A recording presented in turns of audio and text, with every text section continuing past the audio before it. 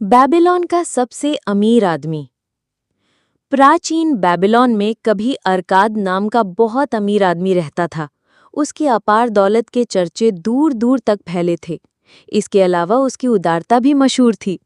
वो दिल खोल कर दान देता था और परोपकार के काम करता था। वो अपने परिवार के प्रति भी उदार था और खुले हाथ से खर्च करता था। फिर भी हर साल वो जितना खर्च करता था, उसकी दौलत उससे ज्यादा तेजी से बढ़ जाती थी।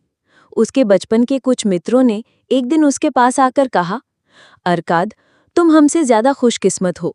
तुम बेबीलोन के सबसे अमीर आदमी बन गए हो, जबकि हम मुश्किल से गुजारा कर पा रहे हैं।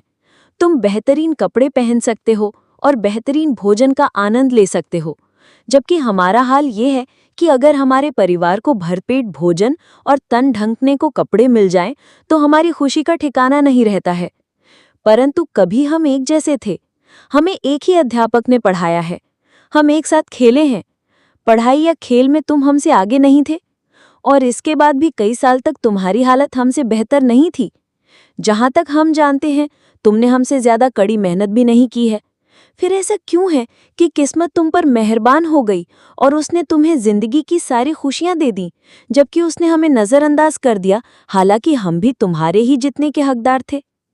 इस पर अरकाद ने कहा, अगर तुम लोगों को पैसे की दिक्कत आ रही है, तो इसका कारण ये है कि या तो तुम दौलत इकट्ठी करने के नियमों को नहीं जान पाए हो, या फिर तुम उनका पालन नहीं करते हो। किस्मत एक ऐसी दुष्ट देवी है जो किसी का भी स्थायी रूप से भला नहीं करती है। जिस पर भी ये बिना मेहनत के धन की बरसात कर देती है, वो लगभग हमेशा बर्बाद हो जाता है। उसकी मेहरबानी के बाद इंसान बेतहाशा खर्च करने लगता है और कुछ ही समय में अपनी सारी दौलत गंवा बैठता है। दौलत तो चली जाती है, परंतु उसके अंदर बहुत सी इच्छाओं की भूख बाकी रह जाती है, जिन्हें संतुष्ट करने का अब उसके पास साधन नहीं है। जिन लोगों पर किस्मत मेहरबान होती है, उनमें से कई कंजूस बन जाते हैं और अपनी दौलत को सेंध कर रखते हैं। वे खर्च करने से डरते हैं, क्योंकि वे जानते हैं कि अगर उनकी दौलत चली गई तो इसके बाद उनमें दौलत कमाने की योग्यता नहीं है। इसके अलावा उन्हें चोरों और डाकुओं का डर भी सताता है। इस तरह उनकी जिंदगी खोखली और कष्टकारी हो जाती है। शायद ऐसे लोग भी होंगे जो मेहनत के बिना कमाई दौलत को लेकर उसे बढ़ा लें और सुखी नागरिक के रूप में जीवन जिएं, परंतु ऐसे लोग बहुत कम होंगे। मैंने आज तक ऐसे किसी व्यक्ति को नहीं देखा है, हालांकि मैंने इस बारे में कई अफवाहें जरूर सुनी हैं। अगर तुम लोगों को यकीन नहीं हो रहा हो, तो अपनी जान पहचान के उन लोगों के बारे में सोचो जिन्हें विरासत में अचानक दौलत मिली थी। क्या ऐसा ही नहीं होता है? अरकाद के मित्रों ने स्वीकार किया कि जिन लोगों को विरासत में दौलत मिली थी, उनके बारे में ये सच था। परंतु मित्रों ने अरकाद से कहा कि वो अपने दौलतमंद बनने की कहानी विस्तार से बताए। इसके जवाब में अरकाद बोला, अपनी जवानी में मैंने अपने चारों तरफ सुख और संतुष्टि देने वाली बहुत सी अच्छी चीजें देखी थी। इसके बाद मैंने ये भी देखा कि दौलत इन सब की शक्ति को बढ़ा देती है। दौलत में शक्ति होती है। दौलत हो तो बहुत सी चीजें संभव हैं। आप अपने घर को सबसे महंगे सामान से सजा सकते हैं। आप दूर देशों की यात्रा कर सकते हैं। आप दूर के देशों के जायकेदार व्यंजनों का स्वाद चख सकते हैं। आप सुनार और जौहरी से आभूषण खरीद सकते हैं। आप ईश्वर के भव्य मंदिर भी बनवा सकते हैं। आप ये सारे काम कर सकते हैं, और इसके अलावा अनेक ऐसे काम कर सकते हैं जिनसे इंद्रियों को आनंद और आत्मा को सुख मिले। और जब मुझे इन सब बातों का एहसास हुआ, तो मैंने ये संकल्प किया कि मैं जिंदगी की तमाम अच्छी चीजें हासिल करके रहूंगा। मैं उन लोगों जैसा नहीं बनूंगा जो दूर खड़े रहते हैं और सुखी लोगों से ईर्ष्या करते हैं। मैं सस्ते कपड़ों में संतुष्ट नहीं रहूंगा जिनमें लोग सम्मानजनक दिखने की कोशिश करते हैं। मैं गरीब आदमी की जिंदगी से संतुष्ट नहीं रहूंगा। इसके विपरीत मैं बेहतरीन चीजों के इस जश्न में खुद को एक सम्मानित अतिथि बनाऊंगा। जैसा तुम लोग जानते हो, मेरे पिता एक छोटे व्यापारी थे और हमारा परिवार बड़ा था, इसलिए मुझे विरासत में कुछ मिलने की जरा भी उम्मीद नहीं थी। जैसा तुम लोगों ने कहा है, मुझ में तीव्र बुद्धि या विशेष योग्यता भी नहीं थी। इसलिए मैंने फैसला किया कि अगर मैं अपनी इच्छा पूरी करना चाहता हूं, तो इसके लिए मुझे समय और ज्ञान की जरूरत है। जहां तक समय का सवाल है, ये सबके पास प्रचुर मात्रा में होता है। तुम सबके पास दौलतमंद बनने के लिए काफी समय था जिसे तुमने बर्बाद कर दिया है। तुम्हारे अनुसार तुम्हारे पास संपत्ति के नाम पर सिर्फ तुम्हारे परिवार हैं जो सचमुच गर्व करने लायक है। जहां तक ज्ञान का सवाल है, तुम्हें याद होगा हमारे बुद्धिमान अध्यापक ने हम सबको ये सिखाया था कि ज्ञान दो तरह का होता है। एक तरह का ज्ञान वो होता है जो हम सीखते हैं और जानते हैं, और दूसरी तरह का ज्ञान ये प्रशिक्षण है कि हम उस चीज का पता कैसे लगाएं जिसे हम नहीं जानते हैं। इसलिए मैंने ये पता लगाने का फैसला किया कि दौलत का संग्रह कैसे किया जाता है। मैंने ये संकल्प किया कि इसका तरीका मालूम होते ही मैं दौलत का संग्रह करने में जुट जाऊंगा और इस काम को अच्छी तरह करूंगा। समझदारी इसी में है कि जब तक हम इस दुनिया में हैं तब तक जिंदगी का आनंद ले, क्योंकि इस दुनिया से जाने के बाद हमें पर्याप्त दुख मिलेंगे। मुझे रिकॉर्ड रूम में नकल नवीस का काम मिल गया। मैं हर दिन कई घंटों तक मृदा पत्र पर मेहनत से लिखता रहा। महीनों मेहनत करने के बावजूद मैं दौलत के नाम पर कुछ भी इकट्ठा नहीं कर पाया। भोजन, कपड़े, देवताओं के प्रायश्चित और न जाने कितनी चीजों पर मेरी सारी कमाई खर्च हो जाती थी, लेकिन इसके बावजूद मेरा संकल्प कम नहीं हुआ। फिर एक दिन साहूकार अल्गेमिश सिटी मास्टर के घर पर आए। उन्होंने नवे नियम की नकल मांगी और मुझसे कहा कि मुझे ये 2 दिन में चाहिए, और अगर ये काम उस समय तक पूरा हो गया तो मैं तुम्हें तांबे के 2 सिक्के दूंगा। मैंने कड़ी मेहनत की, परंतु वो नियम लंबा था, और जब अल्गेमिश आए तो काम अधूरा पड़ा था। वे नाराज होकर बोले कि अगर वो मेरा गुलाम होता तो वो मेरी खाल उधेड़ देता। बहरहाल मैं जानता था कि सिटी मास्टर उन्हें मुझ पर हाथ नहीं उठाने देंगे, इसलिए मुझे इस बात का डर नहीं था। मैंने उनसे कहा, अल्गेमिश, आप बहुत अमीर हैं, मुझे बताइए कि मैं भी अमीर कैसे बन सकता हूँ। अगर आप ऐसा करने का वायदा करें तो मैं सारी रात मृदा पत्र पर लिखूंगा और सूरज उगने तक आपका काम पूरा हो जाएगा। वो मेरी तरफ देखकर मुस्कुराए और बोले, तुम बहुत दुस्साहसी हो, परंतु मुझे ये सौदा मंजूर है। मैं सारी रात लिखता रहा। हालांकि मेरी कमर में दर्द हो रहा था, तेल की बदबू से मेरा सर घूम रहा था और मेरी आंखों के सामने अंधेरा छा रहा था, लेकिन जब वे सुबह आए तो नियम की पूरी नकल तैयार हो चुकी थी। फिर मैंने उनसे कहा, अब आप अपना वायदा पूरा करिए। वो दयालुता से बोले, तुमने सौदे का अपनी तरफ वाला हिस्सा पूरा कर लिया है बेटा, और मैं अपना हिस्सा पूरा करने के लिए तैयार हूँ। मैं तुम्हें वो सब बातें बताऊंगा जो तुम जानना चाहते हो, क्योंकि मैं बूढ़ा हो रहा हूँ और बूढ़े लोगों को मुंह चलाना अच्छा लगता है। जब युवा बूढ़े लोगों के पास सलाह लेने आते हैं तो उन्हें अनुभव से हासिल ज्ञान मिलता है, परंतु अक्सर युवा ये मान लेते हैं कि बूढ़े लोगों के पास जो ज्ञान है वो गुजरे जमाने का ज्ञान है और वर्तमान में उसे कोई लाभ नहीं होगा। यही वजह है कि वे उस ज्ञान का लाभ नहीं उठाते हैं। परंतु एक बात हमेशा याद रखना, आज जो सूरज चमक रहा है ये वही सूरज है जो तुम्हारे पिता के जमाने में चमकता था, और ये सूरज तब भी चमकता रहेगा जब तुम्हारे नाती पोते इस दुनिया से चले जाएंगे। उन्होंने आगे कहा, युवाओं के विचार उन धूमकेतुओं की तरह होते हैं जो अक्सर आसमान को चमकदार बना देते हैं, जबकि बुढ़ापे का ज्ञान सितारों की तरह होता है जिनकी चमक में कोई फर्क नहीं आता है। इसीलिए समुद्री यात्रा करने वाले लोग सितारों के आधार पर अपनी दिशा निर्धारित करते हैं, धूमकेतुओं के आधार पर नहीं करते। मेरे शब्दों को अच्छी तरह से गांठ बांध लो, क्योंकि अगर तुम मेरी बातों में छिपी सच्चाई को नहीं समझ पाओगे तो तुम्हें लगेगा कि तुम्हारी रात भर की मेहनत बेकार चली गई। फिर उन्होंने अपनी मोटी भौं के नीचे से मुझ पर तीखी निगाह डाली। इसके बाद वे धीमे परंतु सशक्त लहजे में बोले, मैं दौलत की राह पर तब पहुंचा जब मैंने ये फैसला किया कि मैं अपनी कमाई का एक हिस्सा खुद रखूंगा। अगर तुम भी ऐसा ही करो तो तुम भी दौलत की राह पर पहुंच जाओगे। फिर वे मेरी तरफ पैनी निगाह से देखते रहे पर बोले कुछ नहीं।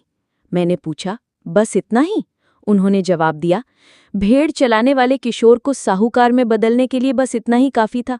मैंने पूछा, परंतु मैं जितना कमाता हूँ वो सब मैं ही तो रखता हूँ, क्या ये सच नहीं है? उन्होंने कहा, बिल्कुल नहीं है।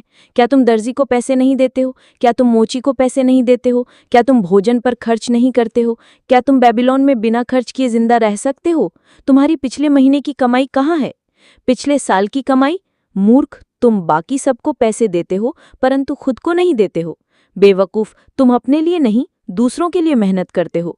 इससे अच्छा तो यह है कि तुम गुलाम बन जाओ और मालिक तुम्हारी मेहनत के बदले में तुम्हें खाने तथा पहनने को दे।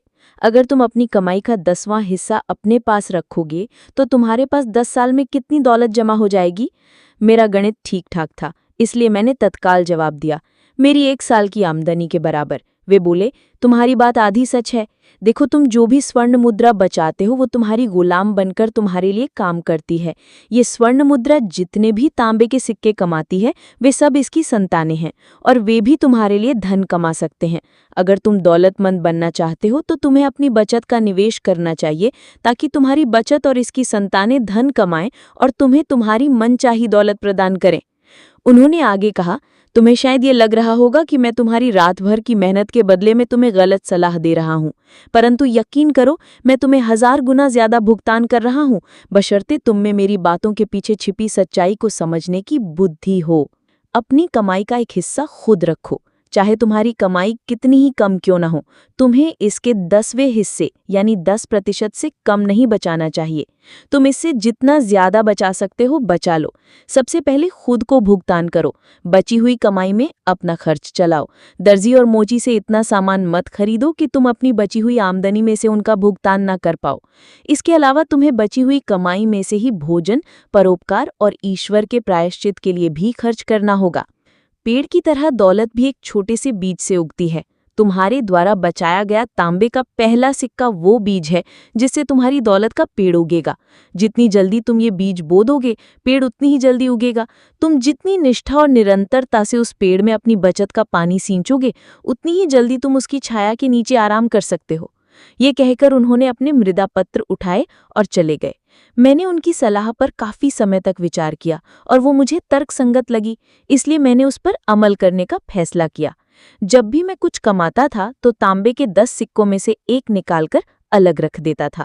और अजीब बात यह थी कि मुझे खर्च चलाने में पहले से ज्यादा दिक्कत नहीं हुई।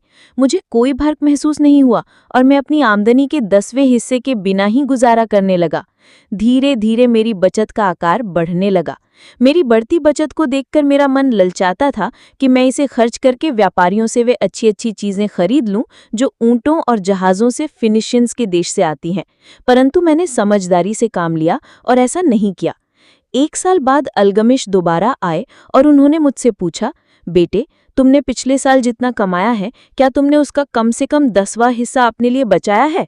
मैंने गर्व से जवाब दिया, हाँ मैंने ऐसा किया है। वे मुस्कुराकर बोले, ये तो बहुत अच्छी बात है। और तुमने उस पैसे का क्या किया? मैंने इसे ईंट बनाने वाले अजमार को दे दिया है, जिसने मुझसे कहा था कि वे दूर देशों की यात्रा करने जा रहा है और वे टायर से मेरे लिए फिनिशियंस के रूर दुर्लभ रत्न खरीद लाएगा। उसके लौटने के बाद हम उन रत्नों को ज्यादा कीमत पर बेचकर मुनाफा कमाएंगे और मुनाफे को आपस में बांट लेंगे। वे गुर्रा कर बोले, हर मूर्ख अपनी गलती से सीखता है, परंतु तुमने रत्नों के बारे में ईंट बनाने वाले पर भरोसा क्यों किया? क्या तुम ब्रेड बनाने वाले से ज्योतिष की भविष्यवाणी पूछते हो? नहीं, अगर तुम में जरा भी बुद्धि है तो तुम उसके लिए ज्योतिषी के पास जाते हो। तुम्हारी पूरी सबज जब चली गई है। बेटे, तुमने अपनी दौलत के पेड़ को जड़ से उखाड़ दिया है, परंतु तुम इसे दोबारा बो सकते हो। दोबारा कोशिश करो और अगली बार अगर तुम्हें रत्नों के बारे में सलाह की जरूरत हो तो जौहरी के पास जाना। अगर तुम्हें भेड़ों के बारे में सच्चाई जाननी हो तो गडरिये के पास जाना। सलाह एक ऐसी चीज है जो लोग मुफ्त में बांटते हैं, परंतु इस बारे में सतर्क रहने की जरूरत है। वो सलाह मानो जो मानने योग्य हो। जो व्यक्ति अपनी बचत के बारे में अनुभवहीन व्यक्तियों से सलाह लेता है, वे गलत सलाह के कारण अपनी बचत गंवा देता है। इतना कहकर वो चले गए और जैसा उन्होंने कहा था वैसा ही हुआ, क्योंकि दुष्ट फिनिशियंस ने अजमार को रत्नों की तरह दिखने वाले कांच के सस्ते टुकड़े पकड़ा दिए थे। परंतु जैसा अल्गमिश ने मुझसे कहा था, मैंने दोबारा अपनी कमाई का 10वां हिस्सा बचाया। अब मेरी बचत करने की आदत पड़ चुकी थी, इसलिए ये काम मुश्किल नहीं था। 1 साल बाद अल्गमिश फिर से नकल नवीसों के कमरे में आए और मुझसे पूछने लगे, हमारी पिछली मुलाकात के बाद तुमने कितनी तरक्की कर ली है? मैंने जवाब दिया, मैंने खुद को भुगतान किया है और अपनी कमाई का 10वां हिस्सा बचाया है। मैंने अपनी बचत ढाल बनाने वाले अग्गर को कांसा खरीदने के लिए दे दी है। वो मुझे हर चौथे महीने ब्याज देता है। ये तुमने अच्छा किया, परंतु ये बताओ तुम उस ब्याज का क्या करते हो? मैं उससे बेहतरीन जश्न मनाता हूँ। मैं हनी वेफर्स यानी शहद, बेहतरीन शराब और केक का लुत्फ उठाता हूँ। मैंने एक लाल जैकेट भी खरीद दी है और जल्द ही मैं सवारी करने के लिए एक मखुलम यानी खच्चर भी खरीदने वाला हूँ। इस पर अल्गमिश हंसे। तुम अपनी बचत की संतानों को खा रहे हो, फिर तुम ये उम्मीद कैसे कर सकते हो कि वे तुम्हारे लिए काम करेंगे? और फिर उनकी संतानें कैसे होंगी जो तुम्हारे लिए काम कर सके? सबसे पहले सिक्कों की गुलामों की सेना बनाओ। इसके बाद तुम बिना पछताए बेहतरीन जश्न मना सकते हो। इतना कहकर वे चले गए। इसके बाद मैंने उन्हें 2 साल बाद देखा।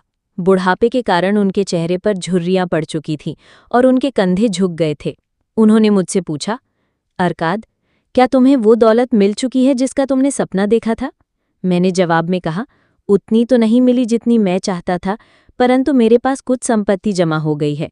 ये संपत्ति ब्याज कमाती है तथा इसका ब्याज और ब्याज कमाता है। और क्या तुम अब भी ईंट बनाने वालों से सलाह लेते हो? मैंने जवाब में कहा, ईंटों के बारे में वे अच्छी सलाह देते हैं। ये सुनकर वे बोले, अरकाद, तुमने मेरे सबक अच्छी तरह से सीख लिए हैं।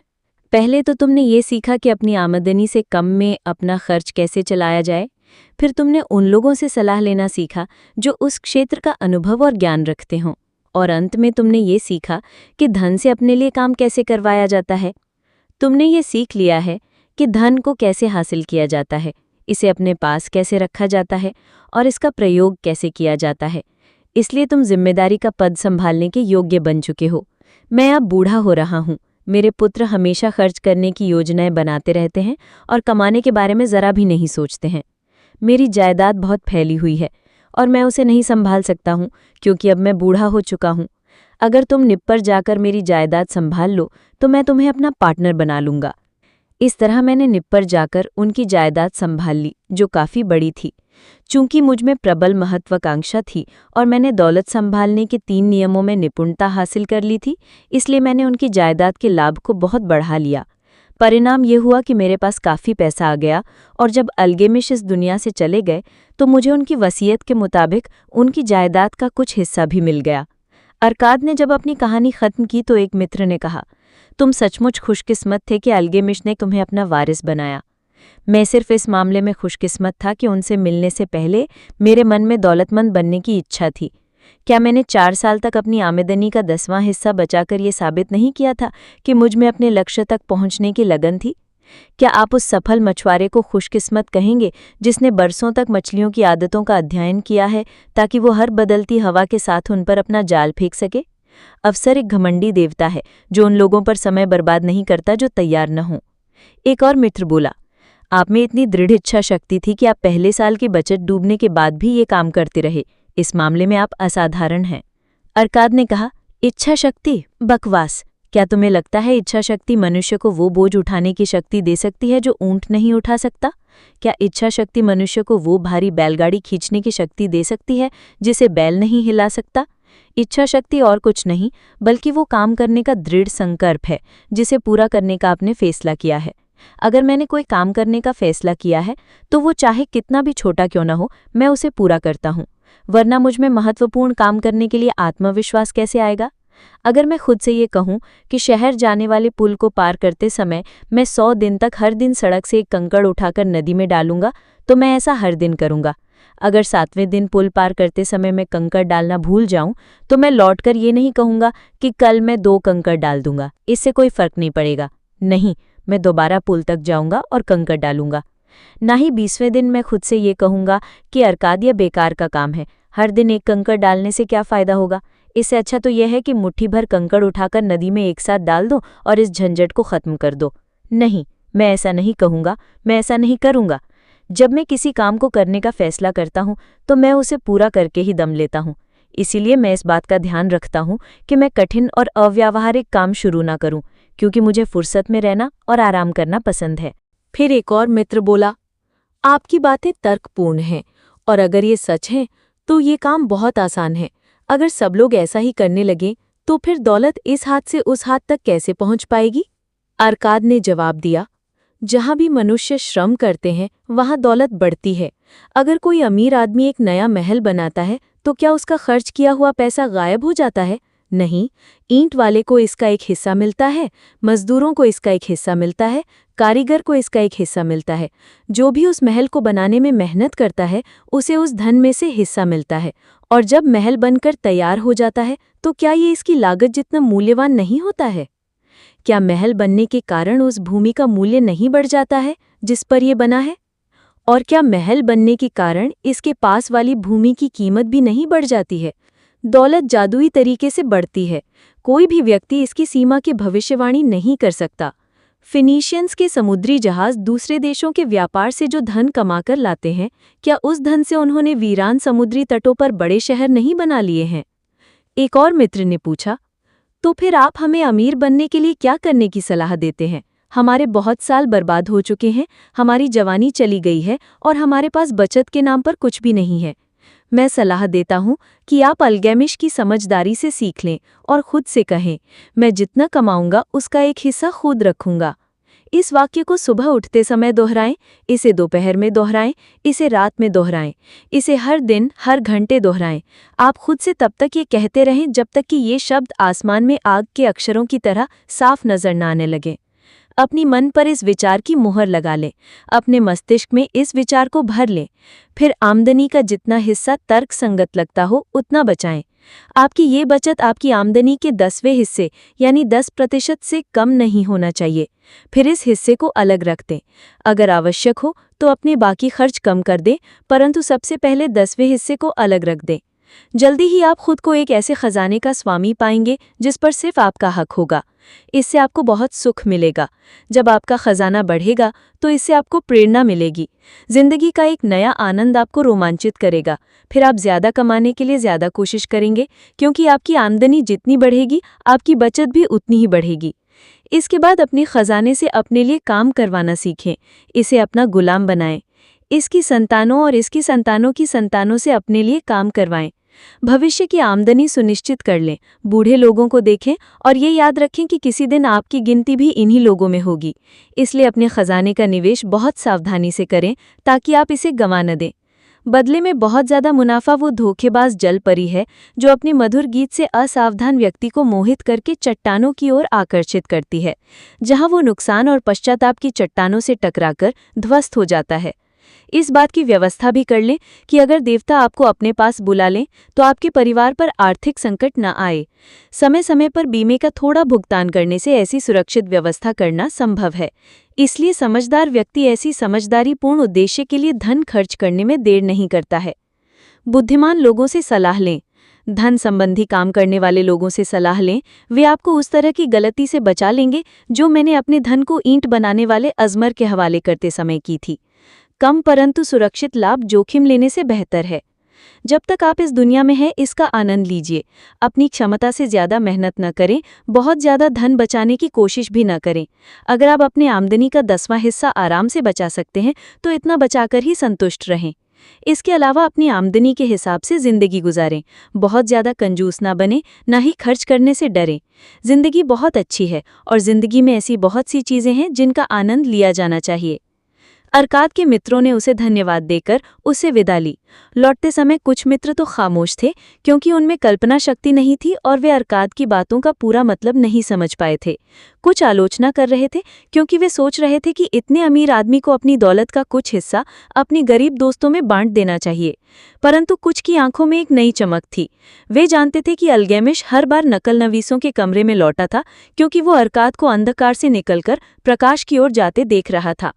जब अरकाद को ज्ञान का प्रकाश मिल गया तो एक अवसर, एक पद उसका इंतजार कर रहा था। कोई भी उस जगह को नहीं भर सकता था जब तक कि वो अपने ज्ञान को बढ़ा न ले और अवसर के लिए तैयार न हो जाए। बाद वाले लोग कई सालों तक अरकाद से बार बार मिलने गए, जिसने खुशी से उनका स्वागत किया। उसने उन्हें काफी समझदारी वाली सलाह दी, जैसा अनुभवी व्यक्ति हमेशा खुशी खुशी करते हैं, और उसने उनकी बचत के निवेश में मदद भी की ताकि उन्हें सुरक्षित ब्याज मिल सके और उनका मूलधन सुरक्षित रहे, या वे ऐसे निवेशों में न उलझ जाएं जिनमें उन्हें कोई लाभ न हो। इन लोगों के जिंदगी में बदलाव का मोड़ उस दिन आया जब उन्हें उस सत्य का एहसास हुआ जो अल्गैमिश से अरकाद ने और अरकाद से उन्होंने सीखा था। अपनी आमदनी का 10वां हिस्सा खुद के लिए बचाकर अलग रखें।